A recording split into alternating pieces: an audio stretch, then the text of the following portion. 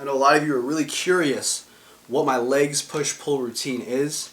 It's nothing spectacular, nothing magical. It's just something that's really customized towards my goals, and it has been helping me make tons of gains, I'll be honest. And I'm going to cover it in this video right here. So first I'm going to go over some basic concepts of my routine. First, the frequency of this. So what is the legs push-pull routine really? I know a lot of people are on a basic Monday through Friday, you know, the chest Monday, back Tuesday, legs Wednesday, shoulders Thursday, arms Friday. I'm telling you, at least 25% of you guys, 25 to 50% of you guys are probably doing that routine right there. This is a little bit different, okay? First of all, this isn't actually dependent on what day of the week it is. So it could be a Monday that I do my chest. It could be a Tuesday I do my chest. It could be a freaking Saturday or Sunday that I'm hitting my chest. It doesn't really matter what day of the week it is, because the order of your workouts just goes legs the next day, push, which is chest, shoulder, tricep. The next day after that, it's going to be pull. So many different pulling movements of all different angles, and biceps, perhaps forearms as well. That's it. The next day you take it off, and for some people they might even want to have another day off, so 2 days off between each cycle, and then it repeats itself, right? Legs, push, pull, off. Legs, push, pull, off. If you do the math, it comes out to, I think, 91 or 92 workouts per muscle group per year. You can compare that to, you know, your 5-day split where you work just chest one day, etc. It comes out to about 52 workouts per year. So you get a higher frequency than the average Joe kind of workout split. It's a little bit less frequency than, say, if you were doing 3 full body workouts Monday, Wednesday, Friday, okay? But that's something totally different, obviously. So my workout routine is a little bit higher frequency than the average person's, and it's been shown that that's probably a good idea for many naturals who are serious about their physiques to go towards something like this. Something with a little bit higher frequency than just one muscle group once per week. 2 to 3 times per week is probably I'm saying, much more optimal. And I'm sure a lot of the guys that are into the science kind of shit, even the dudes that are pure bro science, can probably agree with me that this is a smarter idea, higher frequency for naturals when it comes to trying to get as much gains as possible. So that's the frequency. The rep range that I use is basically 8 to 12. 8 to 12 for everything. For most of my upper body stuff, it's 8 reps. For some of my tricep movements, I choose 10. For most of my bench pressing or pressing of any sort, it's usually 8 reps. Except for decline bench, sometimes I do 10. See, it's really up to preference. Some people are so set on just like, okay, 8 rep everything. But I found that, I just like doing different exercises with different rep ranges. For example, my back squats, for whatever reason, I'm just addicted to doing 10s right now. Like 10 is my number. I don't want to do 8s, I just want to do 10s. For some reasons, front squats, it was 10s, but now I love doing 12s. I love doing 12 set front squats. And for some reason, once in a while, I just love doing 15 rep front squats. Like I'll do, if I can manage 15 when I'm going for 12, I'll go for 15. It's weird. So basically, I'm just shooting for the hypertrophy style rep ranges, 8 to 12. Different muscle groups get different rep range. Okay. As far as volume goes, it really depends on the muscle itself. Certain body parts of mine just demand, they need more volume than others. I don't need to have tons and tons of volume, say, on my shoulders or on my traps. A lot of you guys, from seeing my past videos, you know that those aren't really my weak points, so to speak. So it's not smart for me to have as much shoulders as, say, back, which actually does need a ton of work.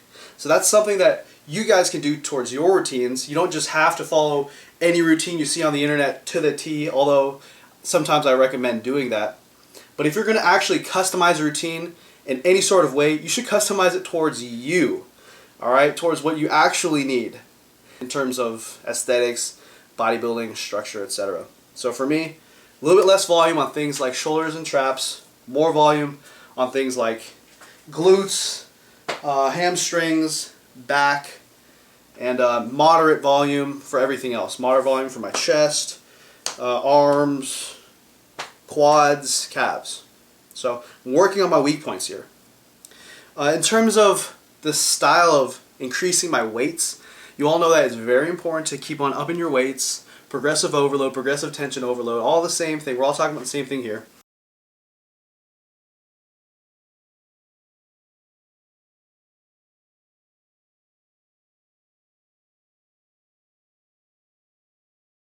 But my scheme is basically, once I hit, say, 5 sets of 8 on my incline bench press of a specific weight, like 250 pounds, like I just did, I might actually, the next time I do that, lower the volume to something like 3 sets of 8, increase the weight, and then if I can successfully hit that, then prior workout, I'll do probably 4 sets of 8. The next workout, 5 sets of 8. I just said prior, I don't know why. And then after I hit 5 sets of 8 again, maybe then decrease the volume, increase the weight. That's just one style of me upping my weights. For other body parts, such as like my legs, for my squatting, I don't do that kind of thing. I'll just go instantly from 5 sets of 10. Say I think I just hit 350 or 355 pounds for my back squat. 5 sets of 10. I don't lower the volume. I just keep it the same from week to week. Different body parts, I just do differently. Okay, and you guys are gonna see in just a moment exactly what that all looks like on my whiteboard right here. So that's how I increase my weights, whether it's by more sets, reps, more volume. Like I just told you, one scheme is just keeping the volume the same, increasing the weight. The other scheme I do for other body parts is increasing the weight, decreasing the volume, and then increasing the volume again, and then decreasing the volume, increasing the weight. That's just 2 ways that I get stronger. So like I said, the schedule is really easy. It's just legs, push, pull, off, repeat. Doesn't matter what day of the week it is. It's customized on my body parts that need the most amount of work. Now let's talk about each individual workout, because I'm not just doing the same leg workout every time. I'm not just doing the same push workout every time. I have like, perhaps 2 or 3 variations per, workout, per leg workout, per push workout, etc. So I'm going to talk about those right now, starting with the leg workouts. My last point I wanted to cover, deloads. This is something I recommend for anyone on any program. It can always benefit you to once in a while have a deload. It depends on your program, depends on how much volume, how taxing your workouts are, etc. But the way I do it is like this. I generally will have 4 cycles of legs push pull before I have a deload cycle. And my cycle is just a legs push pull. That is one cycle, okay? So I'll have 1 cycle legs push pull, another cycle legs push pull, another cycle legs push pull, another cycle legs push pull, 4 total consecutively where I'm, increasing, making jumps in volume or weight every workout. And then on the 5th cycle, I'll take the whole cycle at deload. So I'll have 3 days in a row, legs push pull, where I have decreased weight that I'm using and or decreased total volume. So I'll actually use a little bit less weight and a little bit less volume for pretty much every exercise in my leg workout, in my pull workout, in my push workout. That covers the deload workouts, okay?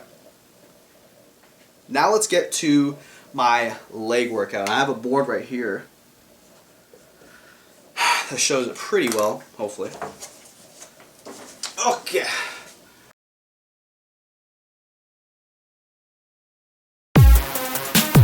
Now I'm making all kinds of muscle Ogus cake, motherfuckers! Quick! Let me look!